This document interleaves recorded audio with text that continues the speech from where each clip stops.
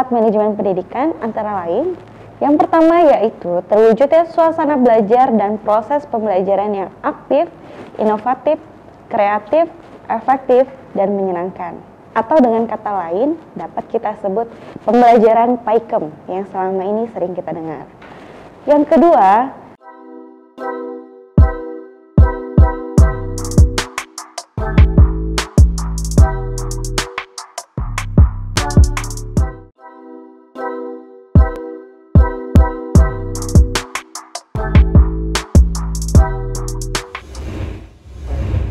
Assalamualaikum warahmatullahi wabarakatuh. Berjumpa lagi dengan saya Rahmi Marsaila Agus pada mata kuliah Manajemen Pendidikan. Kali ini kita akan membahas tentang tujuan dan manfaat dari manajemen pendidikan.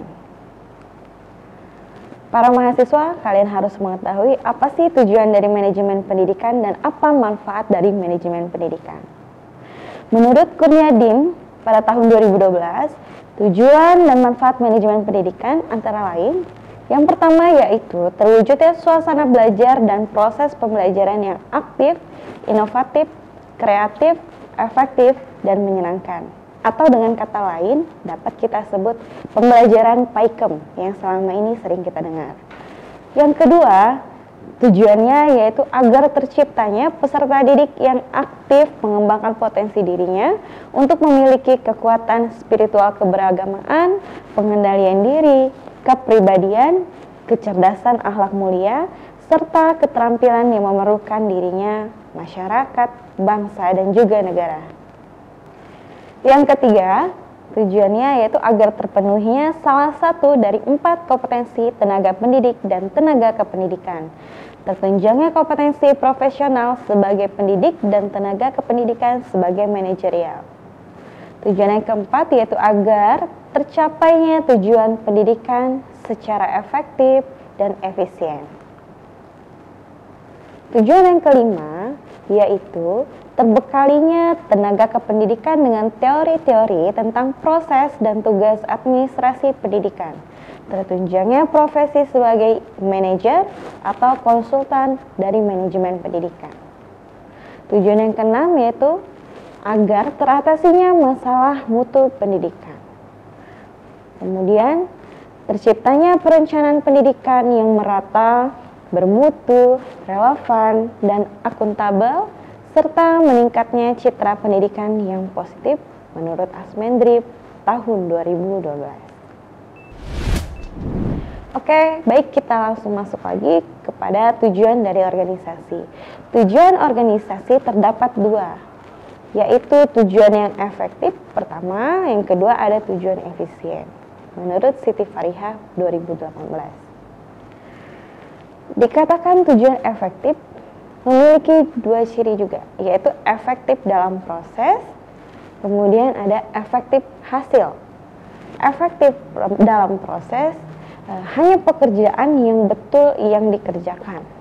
Kemudian efektif hasil, derajat pencapaian dari tujuan.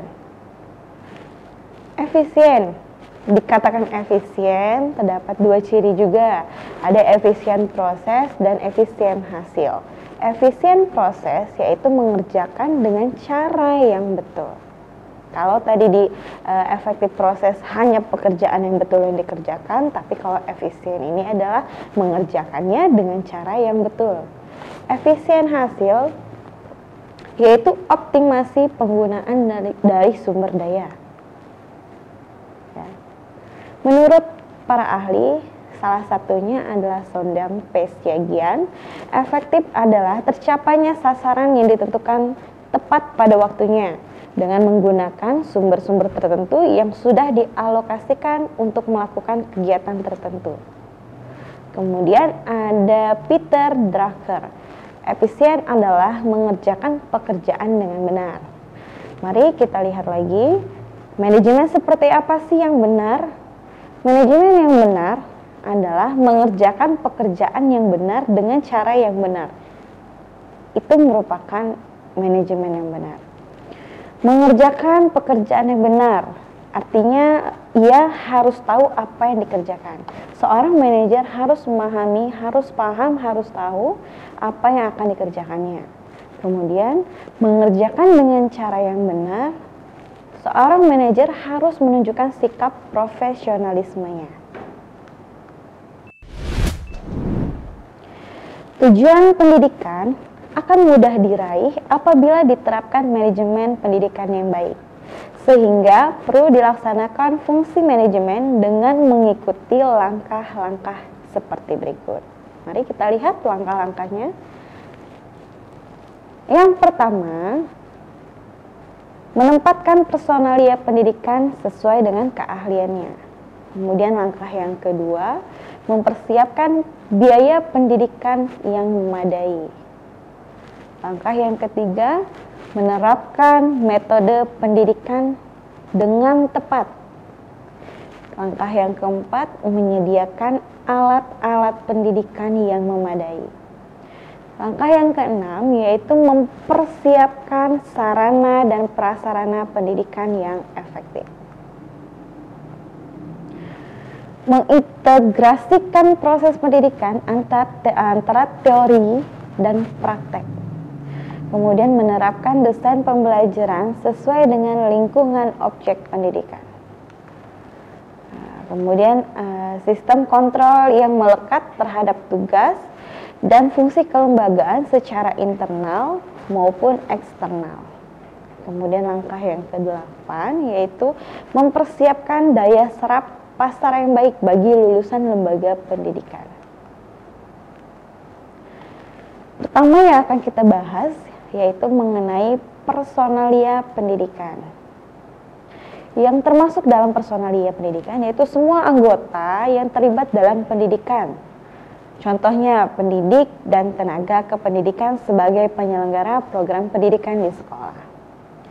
Tahap personalia mempunyai tahap-tahap yang harus diketahui oleh seorang manajer dalam sekolah atau manajer dalam pendidikan, yaitu adanya pengadaan, penempatan, pemeliharaan, pembinaan, dan pengembangan, serta pemutusan hubungan kerja. Itu juga dilakukan oleh personalia pendidikan. Kedua, ada biaya pendidikan. Biaya pendidikan adalah biaya yang dikenakan kepada siswa atau peserta didik dalam penyelenggaraan pendidikan. Uang SPP per semester itu termasuk ke dalam biaya pendidikan, buku sekolah, dan lain hal sebagainya. Kemudian metode pendidikan. Metode pendidikan merupakan suatu prosedur dalam penyampaian materi saat berlangsungnya proses belajar mengajar. Metode pendidikan ini biasanya digunakan oleh seorang pendidik atau kita sebut dengan guru. Alat-alat pendidikan. Alat-alat pendidikan merupakan suatu tindakan atau situasi yang sengaja diadakan untuk tercapainya suatu tujuan pendidikan tertentu. Alat-alat pendidikan merupakan penunjang agar tujuan dari pendidikan itu dapat tercapai.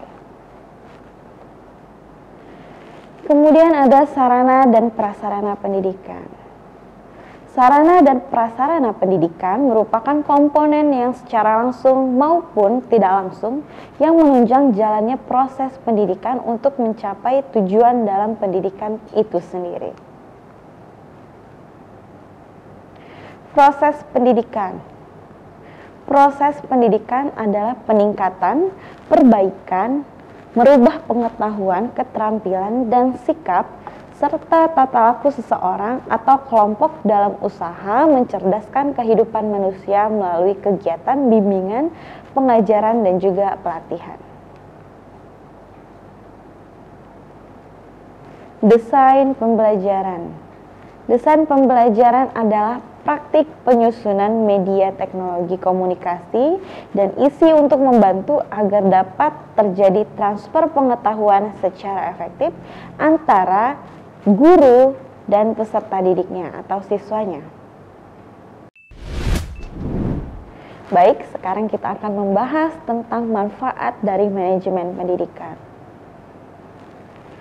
Menurut Fatah pada tahun 2012, tujuan dan manfaat manajemen pendidikan antara lain Yang pertama, terciptanya peserta didik yang aktif mengembangkan potensi dirinya untuk memiliki kekuatan spiritual keagamaan, pengendalian diri, kepribadian, kecerdasan, akhlak mulia, serta keterampilan yang diperlukan oleh dirinya sendiri, masyarakat, bangsa, dan juga negara.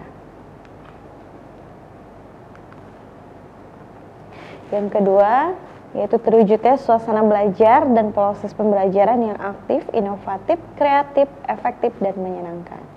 Yang ketiga, terpenuhinya salah satu dari 4 kompetensi tenaga pendidik dan kependidikan. Yang keempat, yaitu tercapainya tujuan pendidikan secara efektif dan efisien. Tujuan dan manfaat yang kelima, yaitu agar terbekalinya tenaga kependidikan dan teori tentang proses dan tugas administrasi pendidikan. Kemudian yang terakhir, agar teratasinya masalah dari mutu pendidikan. Kalau kita lihat tujuan dan manfaat manajemen pendidikan dari dua masing-masing peneliti, yaitu kurang lebih hampir sama. Hanya ada beberapa yang tidak termasuk ke dalamnya. Pada dasarnya, manfaat manajemen pendidikan yaitu untuk memudahkan pelaksanaan kegiatan pendidikan, juga menempatkan posisi personal sesuai dengan keahliannya masing-masing. Siti Farihah, 2015. Demikian materi yang dapat saya sampaikan. Sampai jumpa lagi pada video-video selanjutnya. Jangan lupa untuk mengunjungi channel Kuliah Teknokrat, like, komen, dan juga subscribe. Assalamualaikum warahmatullahi wabarakatuh. Terima kasih sudah menyaksikan video pembelajaran ini. Jangan lupa like, komen, dan subscribe, serta nyalakan tanda loncengnya agar kalian tidak ketinggalan informasi update lainnya.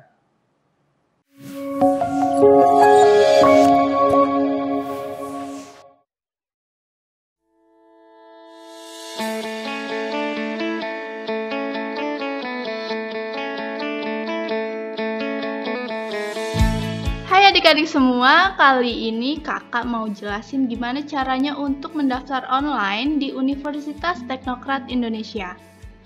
Baik, kita buka dulu websitenya di spmb.teknokrat.ac.id. Nah, kalian bisa lihat di sini untuk alur pendaftaran mahasiswa baru dan tes masuk online. Yang pertama, adik-adik harus membuat akun pendaftaran terlebih dahulu dengan memasukkan email dan password adik-adik ya.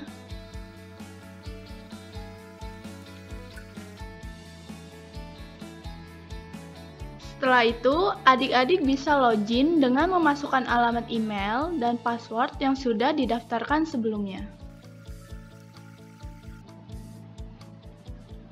Kemudian, adik-adik harus mengisikan data pribadi, data sekolah, dan pilihan program studi.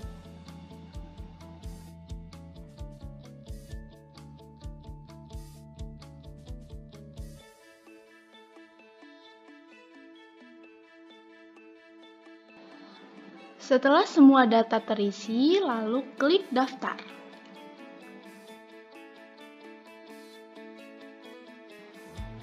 Selanjutnya, adik-adik bisa mengunduh cetak kartu pendaftaran. Setelah mencetak kartu pendaftaran, adik-adik bisa melakukan pembayaran melalui bank atau ATM ke nomor rekening yang tertera pada kartu pendaftaran. Setelah adik-adik melakukan pembayaran, lalu foto dan upload bukti pembayaran ke sistem pada menu upload bukti pembayaran.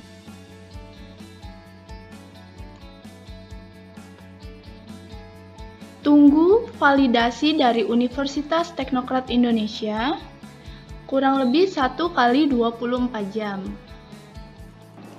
Setelah tervalidasi, adik-adik bisa mencetak nomor ujian di menu cetak kartu ujian. Jika adik-adik semua sudah mempunyai nomor ujian, adik-adik bisa langsung melakukan tes online pada menu online test di bagian menu utama. Pilih fakultas sesuai dengan program studi yang adik-adik pilih ya. Catatan untuk adik-adik semua, Untuk adik-adik yang mengambil jurusan di Fakultas Teknik dan Ilmu Komputer, adik-adik harus mengerjakan soal ujian 2 kali. Untuk Fakultas Ekonomi dan Bisnis, mengerjakan ujian 1 kali, dan di Fakultas Sastra dan Ilmu Pendidikan, program studi Sastra Inggris dan Pendidikan Bahasa Inggris mengerjakan ujian 2 kali, program studi Pendidikan Matematika mengerjakan ujian 1 kali, dan khusus untuk program studi Pendidikan Olahraga, adik-adik mengerjakan 1 kali ujian kompetensi dasar dan 1 kali ujian tes fisik. Setelah memilih fakultas sesuai dengan program studi adik-adik, lalu pilih akses, pilih continue, isikan username dan password menggunakan nomor ujian. Lalu klik login, lalu klik ujian 1, klik ujian 1 tes kemampuan dasar. Untuk mulai mengerjakan soal, klik start attempt. Pastikan adik-adik mengerjakan soal sampai dengan selesai ya. Jangan lupa klik finish attempt dan scroll ke bawah. Klik submit all and finish. Untuk melihat hasil pengumuman tes, adik-adik bisa lihat di link spmb.teknokrat.ac.id. Dengan login kembali, lalu pilih menu pengumuman. Di sini akan tertera hasil tes adik-adik lulus atau tidak, dan adik-adik bisa mencetak slip pembayaran untuk melakukan pembayaran daftar ulang dengan nomor rekening masing-masing program studi. Nah, itu dia cara daftarnya lewat website di Universitas Teknokrat Indonesia.